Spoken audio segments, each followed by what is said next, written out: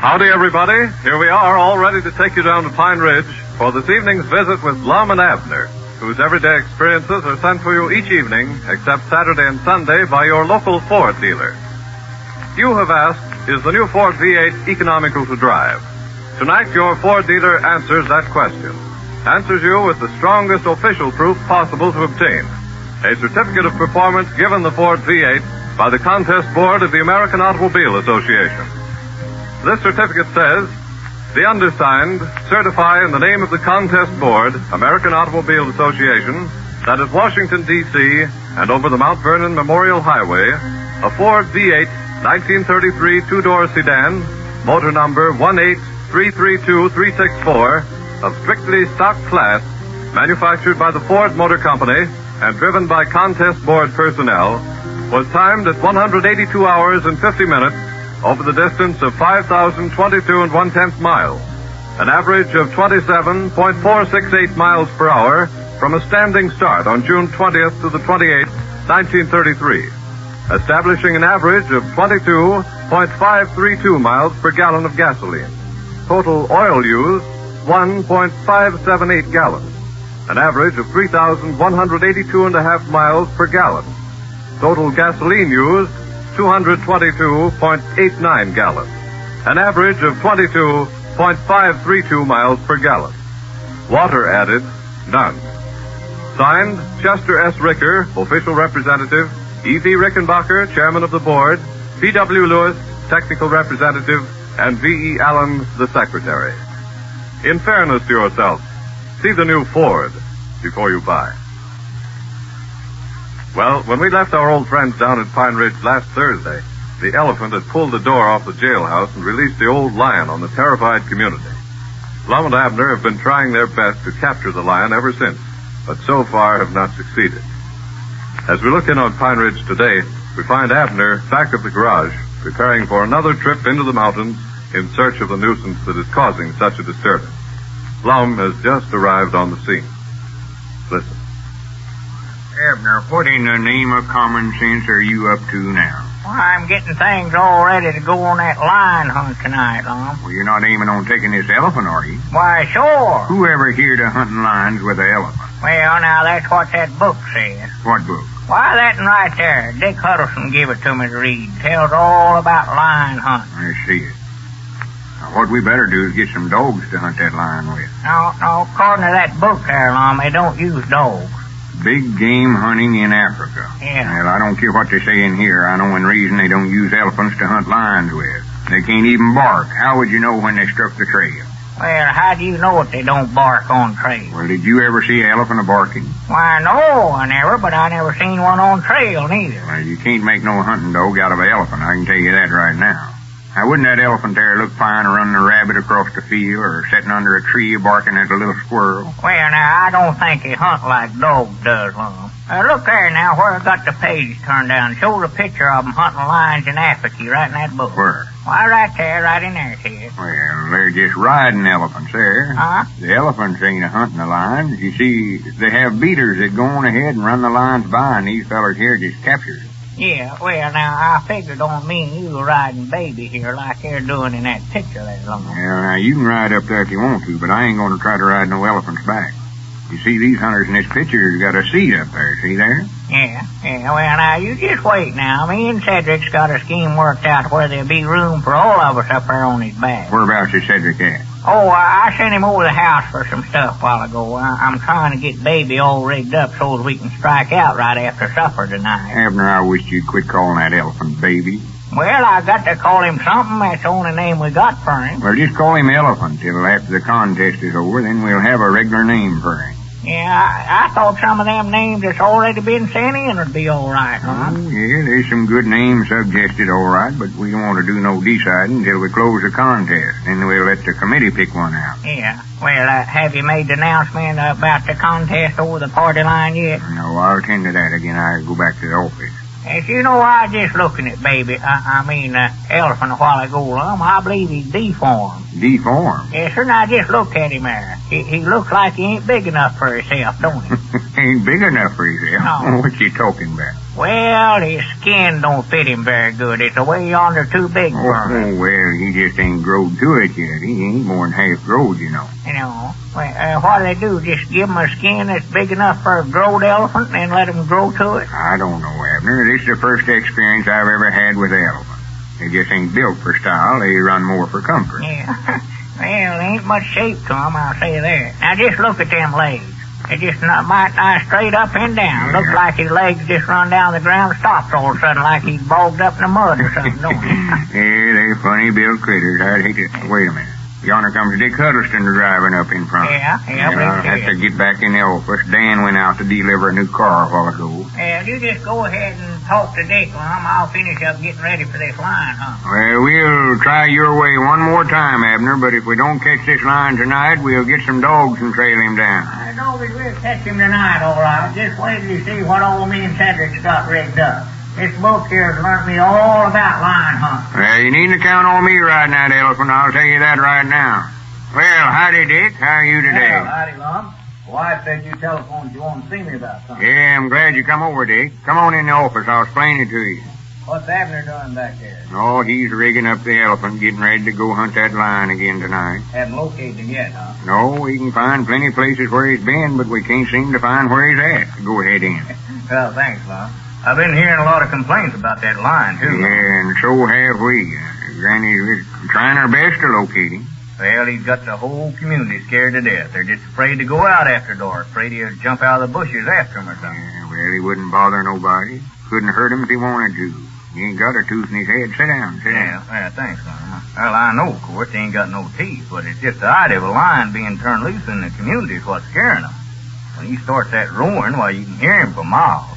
Believe me now, the folks around here ain't venturing out after night. Oh, folks has been calling up here making complaints about it, and I told them we was doing all we could to catch him. Yeah. There ain't a thing for him to be scared of. As the sea trunk was telling me that him and his whole family slept in the storm cellar last night. Well, I do know.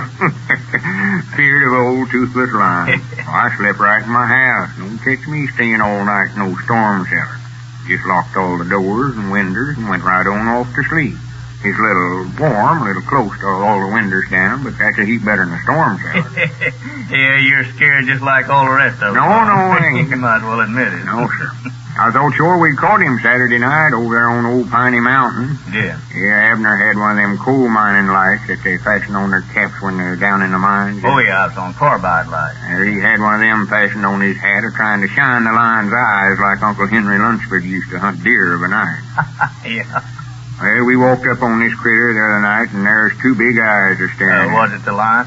No, but we thought it was. What was it? Well, I don't like to say, Dick. We couldn't tell, of course. All we could see was the eyes till we got right up on it. Well, what was it, Lum? You won't josh us about it, will you? No, of course not. What was it? Well, sir, it was that wild steer, Luther Phillips. When Abner shined that light in his eyes, he taken in after us and put us up a tree, and our grannies, we had to stay there till daylight Sunday morning.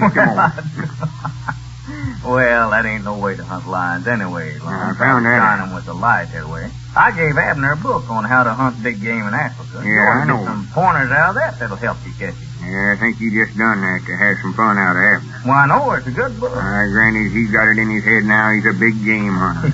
Getting that poor elephant all rigged up for a big lion hunt tonight. I do know. Say, what was it you wanted to see me about, Lum? I've got to get on back to work. Oh, me and Abner is putting on a sort of a contest to get a name for the elephant, and where'd you get the idea to put on a contest? Well, you know when I telephoned Sister Simpson the other day down there at your store to see if she could think up a good name for the elephant? Yeah, I remember now, yeah. Well, there must have been a lot of folks listening in on the party line, for we've got a whole batch of letters here, names, different ones they sent in. Yeah. Yeah, that's what give us the idea to turn it into a regular contest and give a prize for the best names sent in. Mm-hmm. What kind of a prize you ain't gonna give him? Why, me and Abner decided to give the person that sends in the best name for the elephant a new Ford radio for their car. Well, say, that's a nice prize, all right. Yeah. But suppose that somebody wins it, Lum, doesn't have a Ford. Well, these Ford radios will fit any car, you know. Oh, they will? Sure. Yeah, well, that's all right, then. So now, where do I come in on it? Well, we wanted you and Grandpappy Spears and Doc Cook to be the judges to pick out the best name for the elephant. Oh, no, now, Lum, I'd rather not get No, now, there ain't no way out of this, Dick. I ain't asking you. I'm just telling you. You're one of the committee. Me and Abner or Dan Davis can't do it on account of being connected with the garage here, you know. No. Well, if you've done decided it, Lum, well, I guess I'll have to serve. Well, I've done decided it, all right. Now, I'll call up the folks on the party line and tell them about the contest. Yeah, I'm just afraid you're getting me in for a lot of work, Lum. That's what you're doing. Now, don't tell the folks on the party line that I'm one of the judges. No, I ain't. Wait a minute. Everybody's listening in now. Howdy, everybody. This is the Pine Ridge Motor Company broadcasting over the Party Line Networks. Lum Edwards, President, and Left Vice President doing the talking. I got an extra special announcement to make today. You folks all know the elephant that Abner traded for a few days ago. Well, we're trying to find a good name for him, so we're going to give a new Ford radio to the person who sends in the name the judges select as the best. Just mail them to Lum and Abner, and we'll get them. Now, this contest will run till Thursday of this week, so better get busy and send us in a name. I reckon that's all Hey, for Lum, today. what in the world's that out in front there? Looks like Abner coming up out there. Well, wait just a minute. Goodbye, everybody. Well, for the great I am. Well, what's that on that elephant there? I don't know. That's some of Abner's doing. Hey, Lum, Come on out, let's here, see. you Dick. Come out here a minute. Abner, what in the name? What's that business you got up on that elephant's back? I know that this is what they call a hoodoo in that book, Lum. That's what we're going to ride in. Why, it looks like a body off an old used car. That's what it is. I know that this will make a fine passenger out of it. Where most of them just got a box up there, we've got a regular Sudan. If that elephant don't look fine, that body off that used car up on him there, Abner. Where in the world did you get that outfit you got on there? Undoubtedly, you don't aim to This wear is a a big get-up. game hunter's outfit, Lum. Why, you've got enough junk there to start a second-hand What's store. that, a dishpan upside down there that you're wearing for a hat, Abner? Look at them short pants and them boots. Now, if you don't look a sight... Look at the guns we've got here, Lum. Me and you's going right up here in the front seat, and Cedric's going to beat the line out of the brush. I know that we'll show them how big game hunting ought to be did. Granny's Dick, I knowed it was a mistake to ever give that book on how to hunt big game to Abner. He ain't got a lick of thing. Well, anyway, don't forget if you have a name to suggest for the elephant, send it to Lum and Abner in care of your station. You may be the winner of that Ford radio.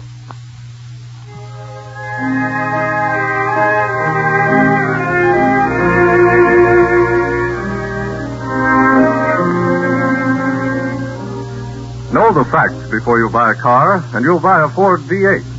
For instance, the all-steel, electrically welded body versus the body of wood and steel. Fact number 1, steel doesn't need wood for strength or protection. 2, the steel and wood body is not much stronger structurally than its wooden frame. 3, under extreme stress or shock, the steel body remains intact. Dented perhaps, but not crushed. 4, it is more expensive to make an all-steel body than to make a wooden frame and then nail steel panels on it. Until experience proved it unwise, Ford mixed wood and steel in bodies and wheels. It was the best way then, but the state of the art has advanced. No one argues now that the electrically welded one-piece wheel, such as the Ford wheel, needs to be strengthened by adding wood to it. Know the facts before you buy a car. All the facts. In fairness to yourself, see the new Ford before you buy. In closing, we want to remind you to listen for the special announcement to be given during the old-time sociable Friday night. Lum and Abner will tell you about a very interesting contest in which they will give away a new Ford V8 every Friday night, and everyone is invited to take part. Gene Hamilton, speaking for your local Ford dealer, who invites you to follow the experiences of Lum and Abner tomorrow evening at this same time.